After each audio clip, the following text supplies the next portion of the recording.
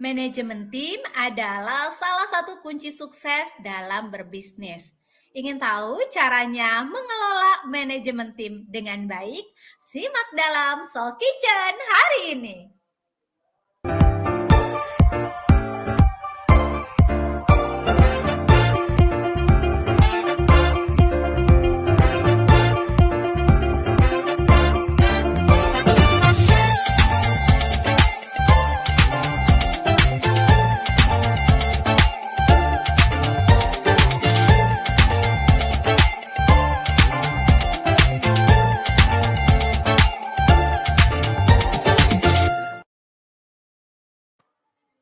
Halo sahabat baik IPedia, dimanapun berada, apa kabarnya? Semoga semuanya selalu sehat dan bersemangat ya.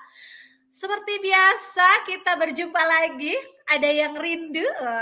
Kali ini kita berjumpa lagi dalam Soul Kitchen, Passion from the Soul, Inspire from the Kitchen. Di sini kita akan ngobrol-ngobrol dengan narasumber, member dari Dapur Ibu Bersama yang semuanya adalah foodpreneur, mompreneur dengan bisnis food beverage gitu ya.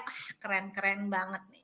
Sebelumnya kita sudah ada dua episode sebelumnya. Yang belum nonton bisa ketik atau bisa search di YouTube channel IPedia. Langsung tulis aja Soul Kitchen, nanti ada tuh ya playlistnya. Episode 1 dan episode 2-nya seperti apa. Kita masuk ke episode 3, karena di sini kita akan ngomongin soal manajemen tim dalam bisnis. Kalau misalnya bicara mengenai tim, ini merupakan salah satu yang menjadi kunci kesuksesan sebuah bisnis. Kalau bisnis mau besar, bisnis mau berkembang, kita nggak bisa terus-terusan bergerak sendiri atau mengelola semuanya sendiri, yang ada nanti capek gitu kan ya, atau mungkin burn out, atau mungkin akhirnya lelah terus ngerasa kayaknya istirahat dulu deh gitu kan. Nah, tapi dengan adanya tim kita bisa saling support, bisa saling mendukung dan berkembang bareng-bareng. Untuk beberapa orang tim ini sesuatu yang susah-susah gampang. Baik dari rekrutmennya, gimana ya? Aku tuh takut ya kelola rekrutmen tim gitu kan. Atau mengelolanya seperti apa? Karena orang bilang kalau punya tim itu ibaratnya kita nambah anak gitu kan ya. Jadi bagaimana caranya kita membesarkannya? Nah, itu pasti butuh tips dan triknya. Kita akan ngobrol hari ini dengan narasumber Mbak Zia Ferani, tentang manajemen tim dalam sebuah bisnis. Namun sebelumnya saya ingin mengajak nih sahabat IPedia semua untuk menonton video yang telah disiapkan oleh tim Dapur Ibu Bersama mengenai Kitchen Hat.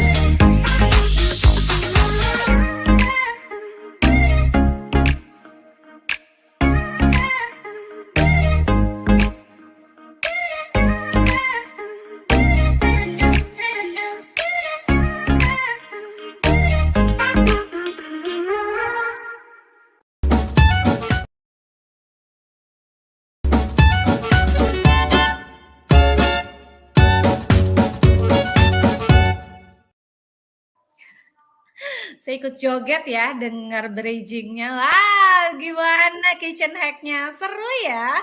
Bagaimana caranya menyimpan bumbu dapur biar lebih awet gitu kan. Ini kayaknya yang sedang saya cari-cari nih. Karena saya sedang bersemangat untuk food preparation. Ada juga yang semangat seperti saya.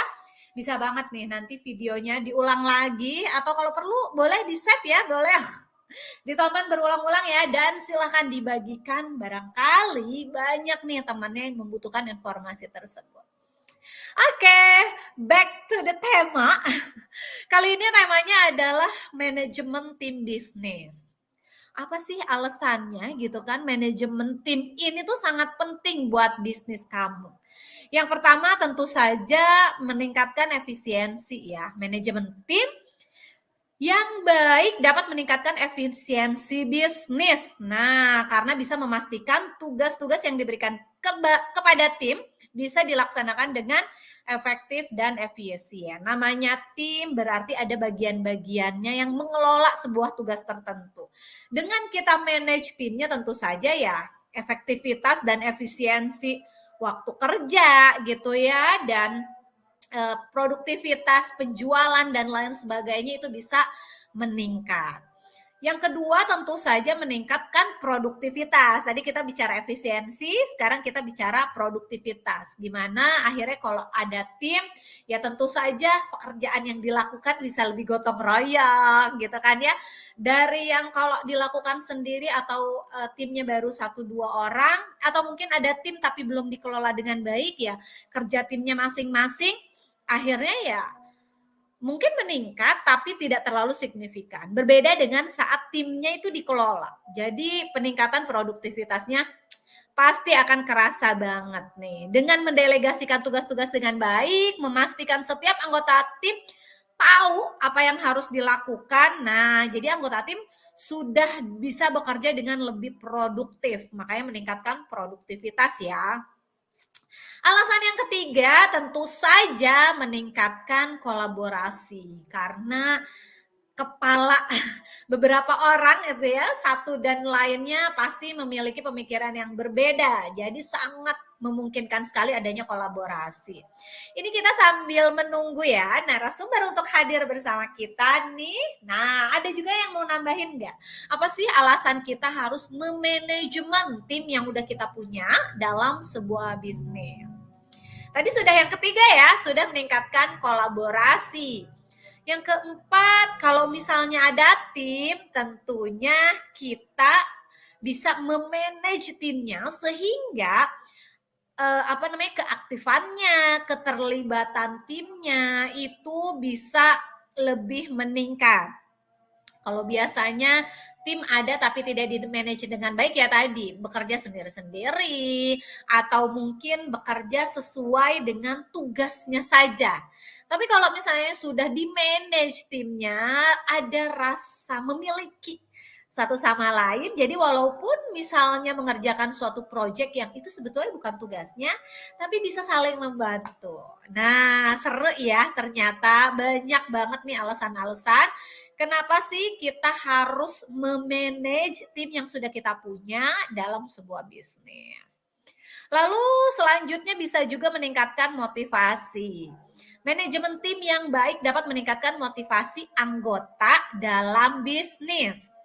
Ketika tim tahu apa yang harus dilakukan dan merasa bahwa mereka memberikan kontribusi yang berarti, motivasinya mereka meningkat. Produktivitas meningkat lagi, pekerjaannya akan lebih baik lagi dari sebelumnya gitu ya. Jadi luar biasa nih, banyak sekali manfaat atau alasan-alasan saat kita gimana sih harus bagaimana nih gitu ya dalam mengelola tim.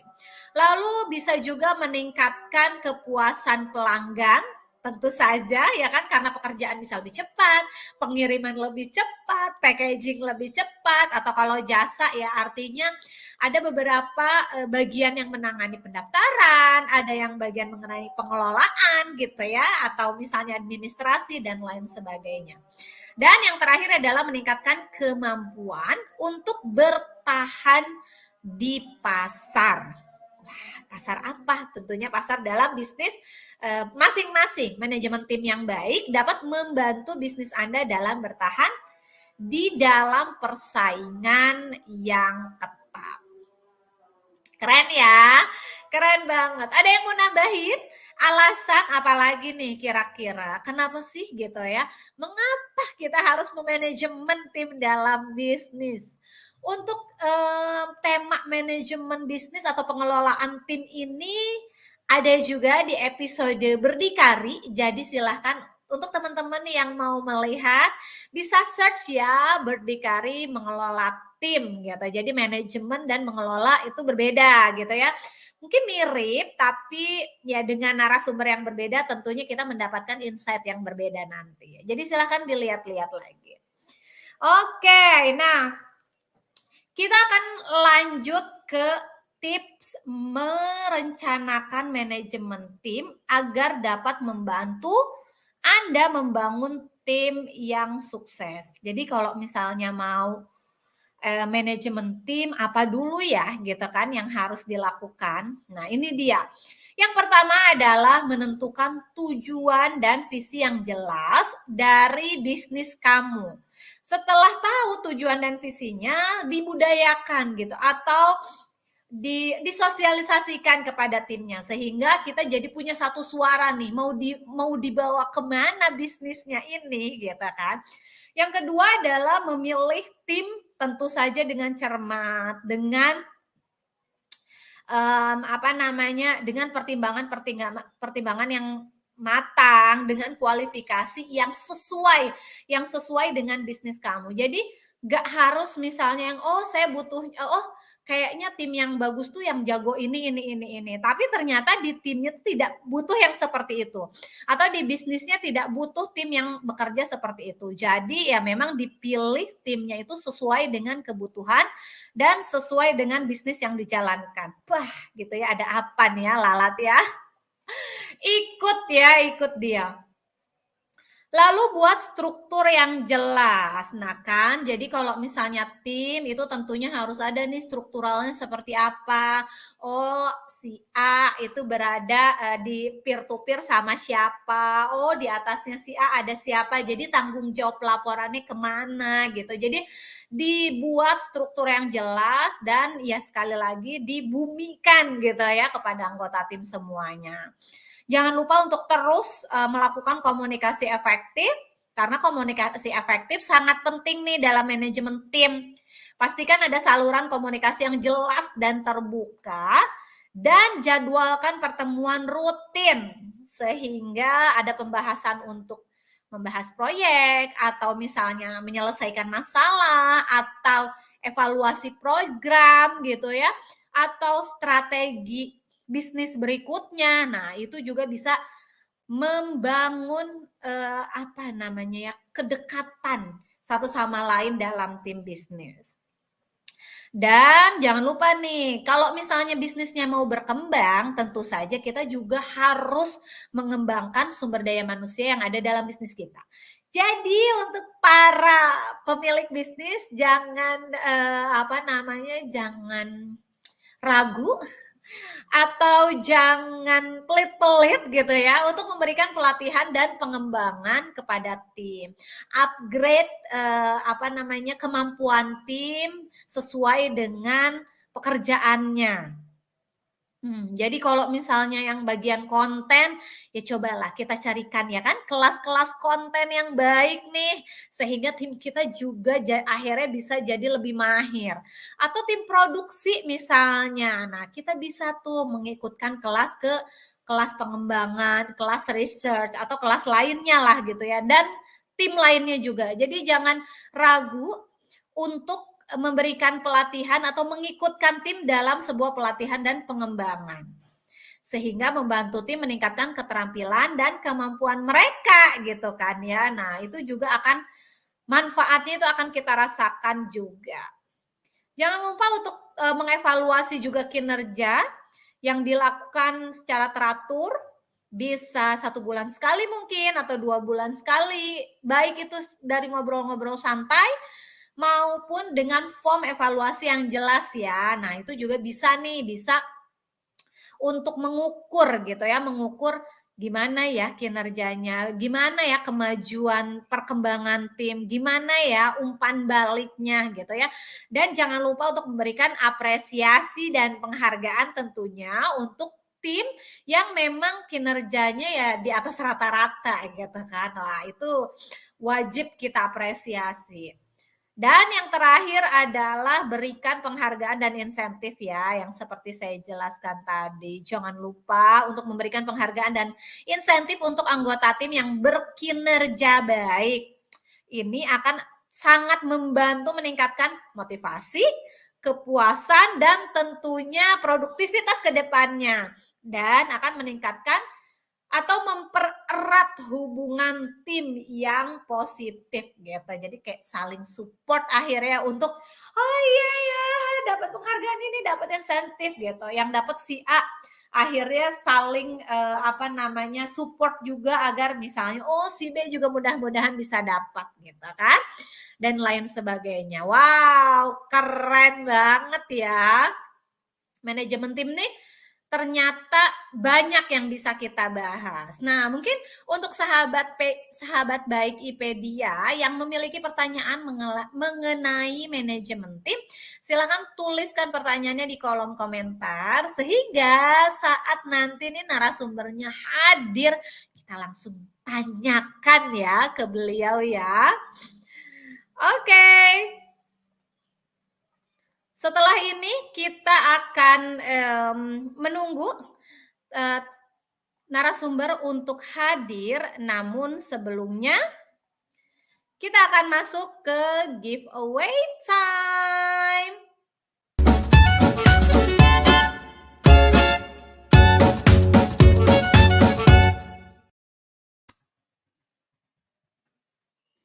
Nah, kita masuk ke giveaway time ya. Sudah di-upload, sudah di-upload ada quiz atau challenge yang diberikan oleh Soul Kitchen, persembahan IPedia dan Dapur Ibu Bersama. Berhadiah hook pen 12 cm ya. Nah, seperti ini hook pennya nih. Wow, keren sekali nih. Siapa yang mau ini cocok banget untuk goreng-goreng telur, untuk buat pancake gitu kan. Atau untuk numis sambal, wah sambal lado ya, siapa sih yang jadi apa namanya ngiler gitu ya ngedengar ini. Nah silahkan untuk yang mau wukpen ini gampang banget caranya, silahkan kunjungi Instagram IPedia Berita Baik atau Dapur Ibu Bersama, sudah di-upload kuis untuk episode kali ini dan akan diumumkan pekan depan. Jangan lupa untuk terus follow dan simak akun Instagram @ipedia.beritabaik dan akun Instagram @dapur ibu bersama.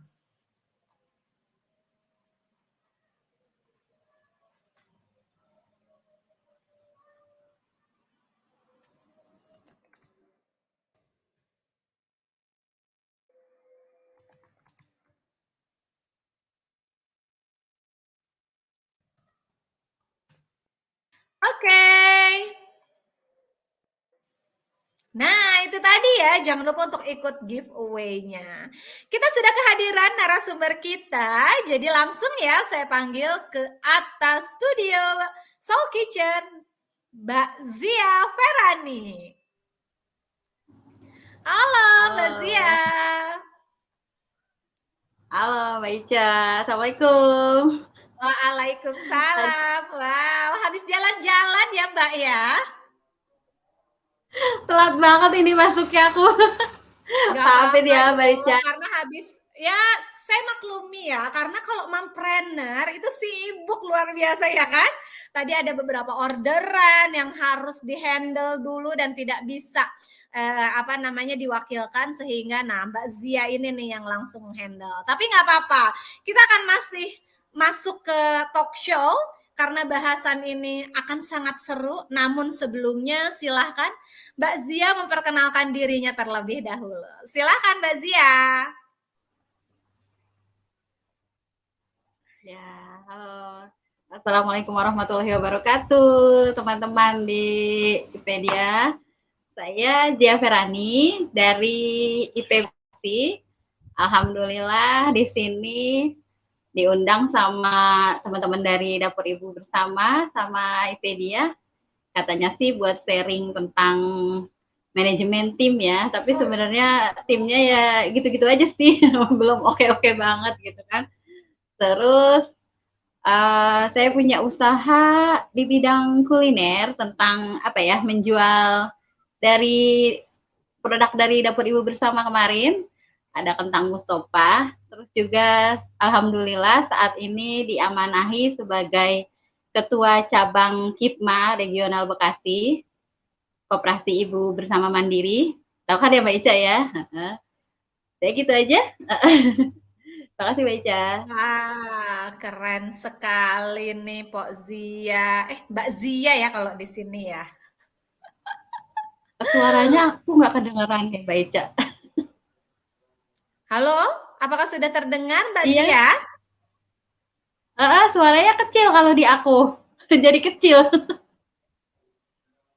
Oke. Ya, Mbak Zia, kita langsung ke talk show ya. Ya. Ya, untuk yang pertama nih Mbak, tadi saya sudah bahas sedikit ya, kenapa sih penting banget memanage tim. Salah satunya adalah meningkatkan kolaborasi. Namun kita ingin tahu nih, gimana sih caranya meningkatkan kolaborasi dalam sebuah tim itu gimana gitu loh kan. Langkah konkretnya tuh seperti apa. Nah mungkin Mbak Zia di perjalanannya mengelola tim dalam usahanya atau mungkin mengelola tim dalam organisasi ya, dalam sebuah komunitas, ini bisa berbagi nih kepada kita gimana caranya meningkatkan kolaborasi dalam tim. Silakan Mbak Zia. Uh, Kalau kolaborasi itu kan apa ya? Artinya kan kita bekerja sama ya, berarti banyak orang-orang dalam satu tim gitu, dalam satu wadah bekerja sama untuk tujuan bersama. Itu kan kolaborasi. Jadi bagaimana kita bisa meningkatkan kolaborasi yang apa ya? Kalau aku menyebutnya itu kolaborasi yang efektif. Jadi kan ada juga yang kolaborasi tapi ternyata cuma berjalan di tempat, tidak menghasilkan apa-apa. Jadi bagaimana kita melakukan kolaborasi dengan yang efektif gitu. Yang pertama, kalau di tim aku gitu, pertama tuh kita harus bisa menyelesaikan masalah dengan cepat gitu. Jadi kalau suatu saat ada masalah, entah kita menemui masalah di jalan, pada saat kita melakukan kolaborasi, melakukan satu kegiatan gitu untuk dalam hal ini berbisnis, berjualan, ada masalah, harus bisa mengendalikannya dengan cepat gitu. Jadi terus juga bisa apa ya, kita dengan saling apa ya, saling belajar satu sama lain, terus saling memahami, bisa juga menjalin komunikasi yang efektif dengan sesama tim. Lalu karena apa ya, aku ini diamanahi sebagai ketua cabang di situ gitu kan. Jadi kita saling bisa berbagi, terus menentukan ide-ide, terus bisa mungkin dengan meningkatkan untuk meningkatkan keefektifan kita, kita bisa mencoba ide-ide baru, bisnis apa nih kira-kira yang bisa meningkatkan supaya tim kita ini, usaha kita ini lebih dikenal gitu. Apa yang harus kita lakukan gitu. Jadi lebih banyak kita berkomunikasi aja gitu dengan sesama tim. Iya, itu Mbak Baik, Ica. yang paling penting Kedengeran adalah kan ya suara membangun aku ya Mbak Ica? komunikasi efektif ya. Nah, Oke. Nah, Po itu kan mengenai kolaborasi gitu ya. Nah, dengan memanajemen tim juga akan meningkatkan motivasi. Tapi kadang kita bingung ya untuk seorang mompreneur yang baru yang mulai memiliki tim, kadang kita baru kenal juga timnya gitu ya. Kita masih bingung nih gimana sih caranya meningkatkan motivasi gitu ya, motivasi seorang atau tim, karena ya kita tahu lah kalau misalnya dalam keseharian, baik itu bisnis maupun pribadi ya ada aja kan up and down gitu kan, semangat nggak semangat. Nah, kalau dalam tim jadi ini kendor gimana gitu cara ya. meningkatkan motivasinya? Silahkan Pok Zia. Oh, jadi kalau misalnya di salah satu tim kita, teman kita gitu, dia kelihatan semangatnya kendor gitu ya, Mbak Ica. Jadi aku tuh pertama mencari tahu dulu nih, kenapa kira-kira semangatnya kendor gitu. Terus kita berusaha mengeratkan kembali, bertanya dulu dari hati ke hati, bertanya dari hati ke hati, kenapa kamu kendor? Tapi itu juga tidak apa ya, aku sebisa mungkin tidak menyalahkan gitu. Kalau kita menyalahkan itu akan semakin membuat dia down kan. Jadi itu kita ngomongnya dari hati ke hati ya dulu, terus harus memberikan dorongan yang positif gitu. Jangan malah, oh iya nih kamu sih gara-garanya kebanyakan job gitu. Jadi jangan jangan menyalahkan, jangan memberikan statement yang negatif dulu. Tapi kita harus mendorong dia dan kita yakinkan bahwa dia tuh bisa gitu. Jadi memberikan kepercayaan bahwa oh kamu di sini memang bisa gitu. Cuma mungkin sekarang sedang sedang mengalami up and down. Jadi memberikan dia waktu dulu. Oh nggak apa-apa gitu.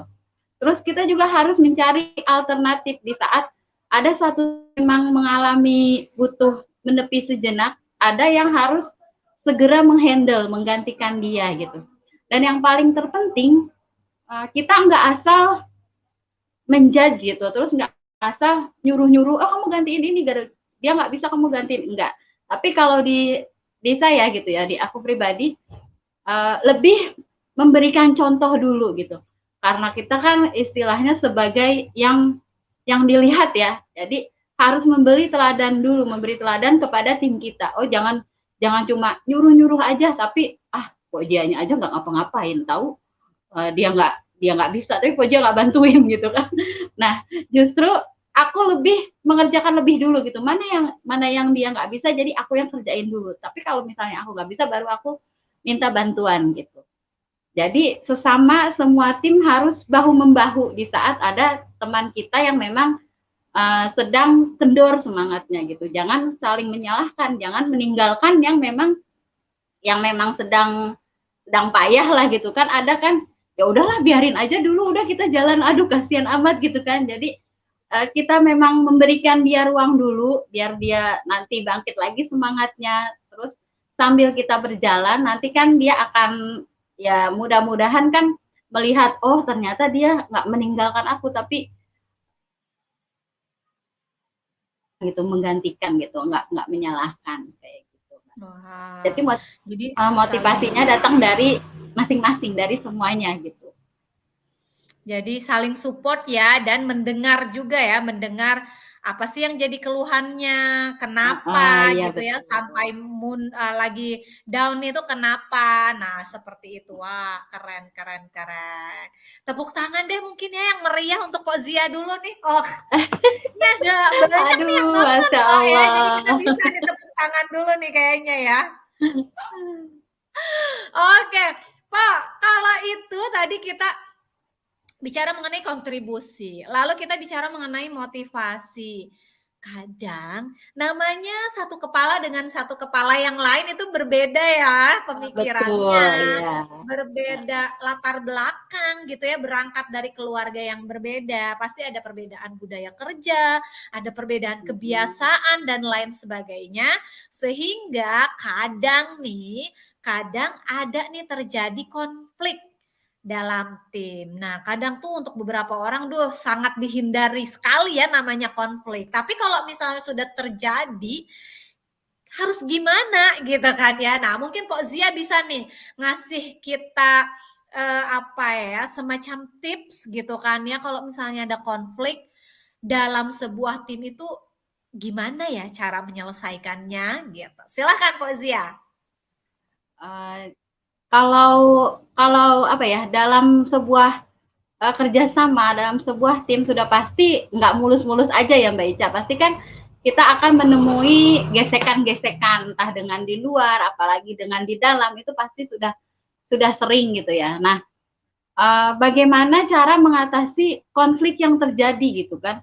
Apalagi ini internal antara sesama tim kita gitu kan. Yang pertama yang aku lakukan tuh biasanya kita runutkan dulu nih, dicari dulu akar masalahnya di mana gitu kan. Jadi kita cari dulu nih masalahnya di mana ya, di awal, di akhir, di dia, apa di A, di B gitu kan ya. Tapi begitu akhirnya kan kita ketemu nih masalahnya ini gitu.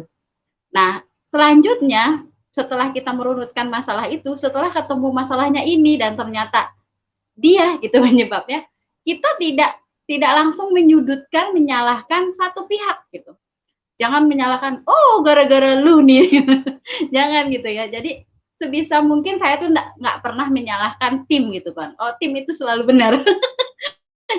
Jadi jangan langsung menyudutkan di satu pihak gitu, tapi lebih menelaah dulu mana nih yang salah gitu kan, mana yang ternyata dia berkonflik berdua gitu.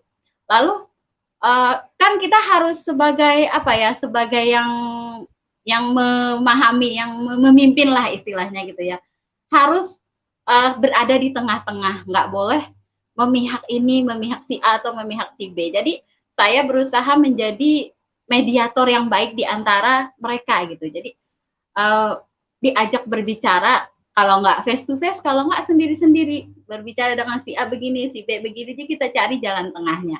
Nah, akhirnya setelah itu kita mengambil keputusan yang terbaik gitu kan. Jadi setelah dirunut, lalu ketemu masalahnya, jangan disalahkan, jangan menyalahkan satu pihak, lalu kita menjadi mediator, akhirnya mengambil kesimpulan apa yang akan kita lakukan yang terbaik. Akhirnya ini resolusinya gitu kan. Akhirnya misalnya mengadakan reshuffle, bisa aja diadakan reshuffle. Jadi mungkin mereka bosan gitu kan dengan perannya masing-masing, bisa aja berganti peran gitu kan. Jadi ada penyegaran peran. Jadi saya bisa memutar perannya gitu.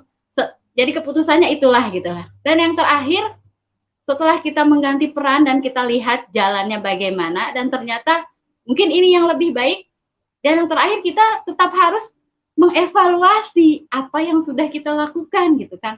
Kalau memang dengan tim yang baru, formasi yang baru, walaupun itu juga dan ternyata ini lebih baik, kan sudah dievaluasi dan yang lebih baik adalah yang terbaru gitu.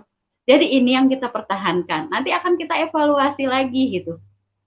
Begitu sih Mbak kalau misalnya terjadi konflik. Jadi kita lihat dulu akar masalahnya, lalu kita tanggulangi bersama, terus bertanya satu sama lain, akhirnya ketemu kesimpulannya, akhirnya kita memberikan solusinya ini, dan dari solusinya pun nggak kita tinggal, tapi kita evaluasi kembali. Jangan sampai terjadi konflik yang sama, yang itu juga gitu. Jadi akan berulang nanti. Jadi akan kita evaluasi kembali. Seperti itu Mbak Ica. Wow, keren sekali. Jadi memang ini tuh sesuai dengan yang sudah dilakukan ya. Jadi sudah tips triknya tuh sudah langkah-langkah yang jelas gitu. Dimulai cari dulu masalahnya, dimulai lalu lanjut ke sebetulnya, nah itu dicari setelah runut akar masalahnya, dicari solusinya, lalu dilakukan action gitu, apa sih yang harus dilakukan setelahnya gitu ya, apakah reshuffle atau yang lainnya gitu, seperti tadi yang dijelaskan oleh Mbak Zia. Dan yang terakhir dievaluasi, apakah sebetulnya langkah yang telah kita jalankan itu sudah benar, terus kinerjanya akhirnya seperti apa gitu ya, tim yang tadi itu dan lain sebagainya. Keren banget, Masya Allah, luar biasa Pak Zia. Nah, kita sambil menunggu pertanyaan yang akan masuk nih, mungkin mau melalui kolom chat yang ada di YouTube. Ada yang menonton langsung atau yang menonton siaran ulang atau mungkin di Facebook, silahkan. Nah, kita akan langsung tanyakan ke narasumber kita nih, Pok Zia Ferani. Karena setelah ini kita akan masuk ke segmen Q&A time.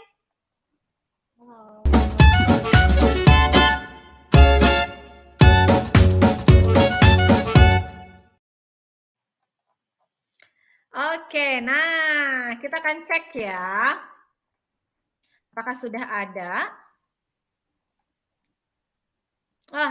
Ini nih ya, masuk ke redaksi. Jadi ada pertanyaan, bagaimana caranya memperkuat kepercayaan dan keterbukaan dalam sebuah tim? Oke, nggak ada ya penanyanya ini ya, no name nih Pak Zia, dirahasiakan. Tapi silahkan Pak Zia, mungkin ini mewakili pertanyaan-pertanyaan yang masuk atau yang ada di benak para sahabat baik IPedia mengenai memperkuat kepercayaan dan keterbukaan dalam sebuah tim. Jadi silahkan Pak Zia. Terima kasih. Ini siapa yang nanya lagi nih?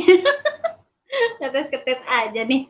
Nah, kalau dari aku kayaknya lebih untuk menafsirkan pertanyaannya mungkin bagaimana cara memperkuat kepercayaan dan keterbukaan dalam sebuah tim, itu aku mengartikannya gimana caranya kita memperkuat bonding mungkin ya Mbak Ica ya. Bagaimana kita memperkuat bonding kita dalam tim gitu. Yang pertama supaya dipercaya dan terbuka, saling terbuka satu sama lain, tentu kita harus mengenali masing-masing ya kan. Yang pertama kita harus mengenali tim kita. Si A sifatnya seperti apa, si B cara kerjanya bagaimana, si C hasil kerjanya seperti apa. Kita kan akan bisa menelaah mereka-mereka ini bisanya bagaimana gitu dalam berbisnis. Entah mungkin dia lebih suka merencanakan sesuatu, lebih suka menjual. Yang satunya lagi lebih suka riset gitu. Jadi akan kita bisa menggabungkan mereka ini tentu dengan apa ya? Saling mengenali sifat masing-masing. Jadi memperkuat bonding kita dengan cara saling bisa juga mengobrol santai, saling melempar ide, kita punya ide seperti apa gitu kan. Dan harus bagaimana supaya kita dipercaya dan terbuka. Ya itu, terbuka, kita harus transparan dalam berbisnisnya, kita harus transparan. Segala sesuatu harus transparan meskipun mungkin kita berada dalam posisi sebagai pemimpinnya gitu. Tapi kita tetap harus transparan. Apapun harus transparan. Jadi segala sesuatu tuh kayak apa ya? Jangan ada dusta di antara kita, Mbak Ica. Jadi kayak gitu. Jadi harus transparan, itu kan harus terbuka ya. Jadi akan meningkatkan keterbukaan, kepercayaan karena kita nggak ada yang disembunyikan-sembunyikan. Soalnya kalau dalam berbisnis ada sesuatu yang disembunyikan, ini bisa menjadi tanda tanya gitu kan. Loh, kenapa disembunyikan ya kan? Jadi harus terbuka sesama tim kita gitu. Dan apa ya? Yang santai-santai lah gitu. Jangan terlalu saklek gitu kan. Karena kan kita nggak ada junior, nggak ada senior. Karena kita satu tim gitu kan. Jadi harus jujur, harus percaya satu sama lain. Dan apa ya, untuk memperkuat bonding terakhir, sesekali bolehlah kita healing Mbak Ica. Kayak ngopi-ngopi santai, boleh Mbak Ica. Healing-healing tuh boleh, jangan serius-serius amat gitu kan. Karena kita udah mikirin strategi bagaimana cara meningkatkan apa ya, pemasukan. Bagaimana cara mengurangi pengeluaran banyak gitu kan. Jadi bolehlah kita healing sesekali gitu Mbak Ica. Makan-makan gitu di pinggir jalan, di taman mana gitu. Taman siapa aja udah kita numpang di rumahnya masing-masing. Muter-muter boleh Taman tuh Mbak macan Ica. boleh ya, Mpok? Taman macan boleh. Iya. Mbak Ica mau ikut juga boleh. Boleh ya, ngerecokin ya. Oke, wah seperti itu ya. Tadi salah satu cara untuk meningkatkan bonding tim. Nah, sekarang ada satu pertanyaan lagi yang datang dari pemirsa atau sahabat baik IPedia. Coba kita munculkan. Asmaul Husna, mau danya dong, Po, katanya. Mbak Una. Oke, bagaimana cara mengukur efektivitas dalam sebuah tim?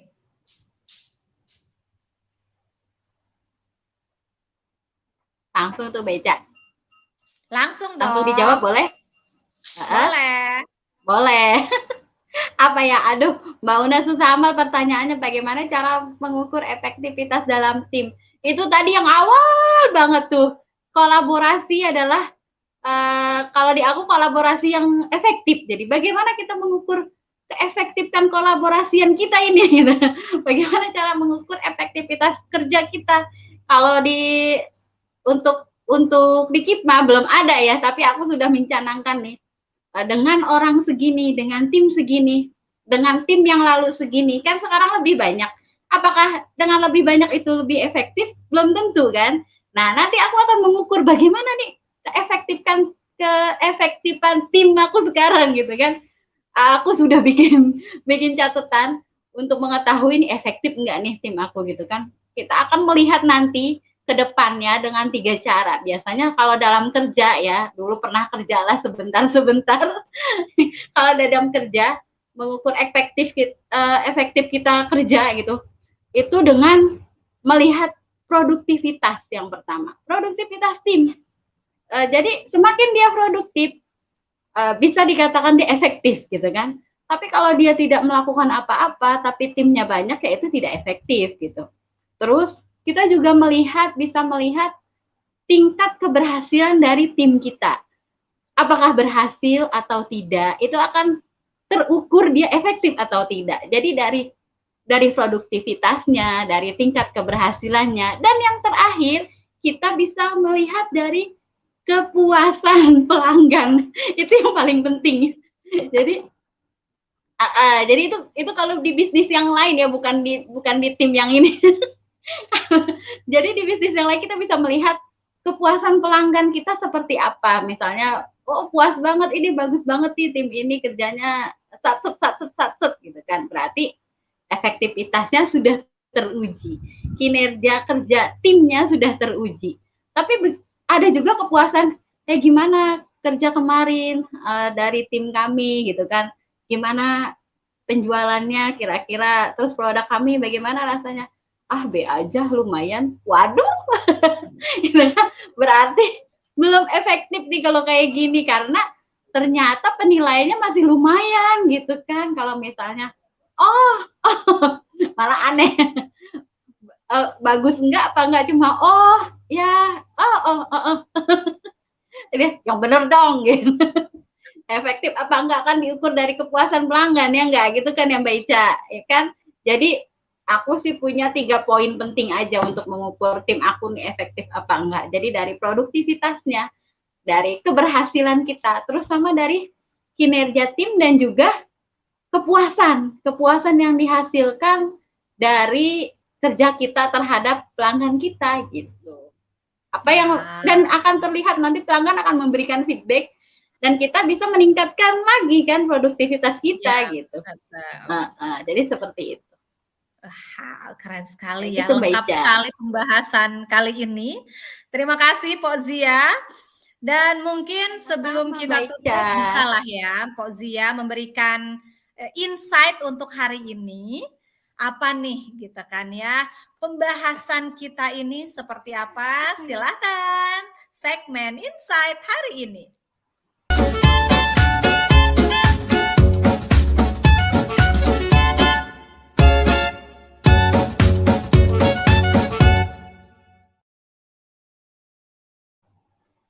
Oke, baiklah teman-teman, saya tidak akan berlama-lama, hanya ingin memberikan insight untuk hari ini, sebuah quotes dari Henry Ford, pengusaha Ford ya kan.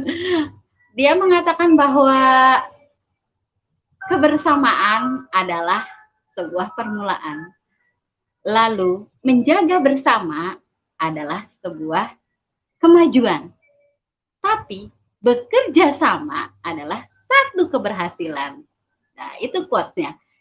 Jadi di mana posisi kita? Kita pernah bersama-sama. Itu adalah sebuah permulaan. Lalu kita menjaga bersama, itu adalah sebuah kemajuan. Dan saat ini kita dalam bekerja sama, itu adalah dalam rangka untuk menuju keberhasilan teman-teman. Semangat, selamat, sampai berjuang hingga titik akhir. Terima kasih.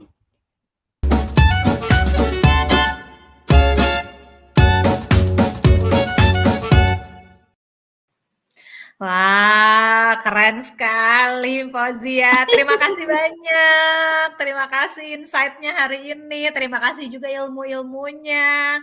Mudah-mudahan nggak bosan ya nanti Sama-sama Mbak sharing Una. lagi di lain waktu. Oke, nah kalau gitu terima kasih Fauzia atas kehadirannya dan insight-nya. Dan terima kasih juga untuk seluruh sahabat IPedia yang menonton tayangan ini. Untuk yang menonton tayangan ulang, mudah-mudahan banyak juga insight yang didapat ya. Nah, kita akan ketemu lagi dalam episode Soul Kitchen berikutnya, tentunya dengan tema yang menarik lainnya dan narasumber yang menarik lainnya tentunya. Terima kasih, saya Richa Norma mewakili seluruh kru yang bertugas hari ini pamit undur diri. Assalamualaikum warahmatullahi wabarakatuh. Soul Kitchen, passion from the soul, inspire from the kitchen.